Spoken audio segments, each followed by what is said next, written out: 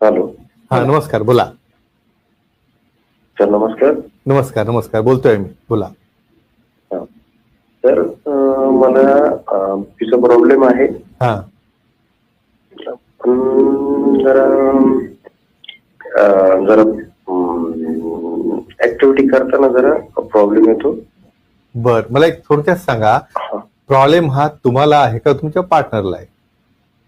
मला बर, तुम्हाला काय होतं? काही कमजोरी आहे, काही इच्छा होत नाही, शीघ्रपतन आहे, काय? कमजोरी वाटते. बर, तुमची समाधानकारक तुमची ताठरता नसल्यामुळे तुम्हाला संबंध करायला डिफिकल्ट जातं, बरोबर आहे? बरोबर. अच्छा, वय काय तुमचं? 41. बर, काही आजार वगैरे व्यसन काही नाही ना? आहे.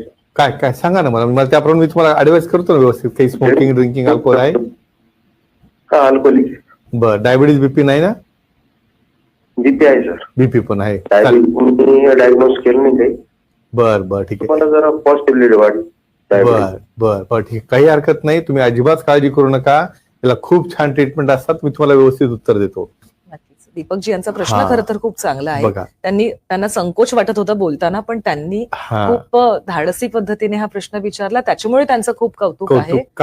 कारण 30 ते 40%, 25 ते 50 वर्ष गटामध्ये डायबिटीस वाले आहेत, बीपी वाले आहेत, त्यांना आजार मिळाले. आणि हे बघा, एक महत्वाची गोष्ट सांगतो की तुम्ही ह्या डायबिटीस बीपी मुळे जमलेलं लग्न मोडणं, की त्यानंतर मग बऱ्याच काही मोठे कॉम्प्लिकेशन होतील का म्हणून तुम्ही काही गोष्टी न करणं, मग लग्न झाल्यानंतर काय करता तुम्ही? मग काही भांडत बसता का या ठिकाणी? म्हणून तर हा मंच उभा केलेला आहे की तुमचं जीवन सुरळीत करण्यासाठी या ठिकाणी ब्लड प्रेशरच्या गोळ्यामुळे जर काही वेगवेगळ्या प्रकारचे डायरेक्ट किंवा ब्लॉकर असतील ते बदलायला लागतील. तुमची जीवनशैली बदलायला लागेल, एक्सरसाइज, योगा, प्राणायाम, ज्यामुळे की तुमचा ब्लड फ्लो चांगला वाढला पाहिजे.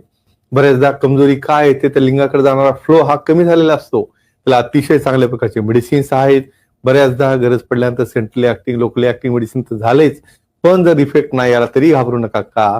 कारण तुम्हाला पी शॉट सारखे इंजेक्शन आहेत, व्हॅक्युम थेरपी आहे, गरज पडलं तर इम्प्लांट देखील करू शकतो. मित्रांनो, एका वाक्यात सांगतो, कुठल्याही प्रकारची कमजोरी कुठल्याही वयात असू द्या, त्याला अगदी ओके करता येतं. तुम्हीही आनंदी राहू शकता, पार्टनर देखील आनंदी राहतो. पुन्हा आता जाऊ द्या, माझं वय झालं, काय गरज आहे असं म्हणून थांबू नका. ऍक्सेप्ट करा की कमजोरी आहे. तज्ञांना, सेक्सॉलॉजिस्ट भेटा. तुम्ही आनंदी राहा, तुमच्या पार्टनरला देखील आनंदी ठेवा. म्हणजे अर्थातच तुमचं पूर्ण कुटुंब आनंदी राहतं. नक्कीच.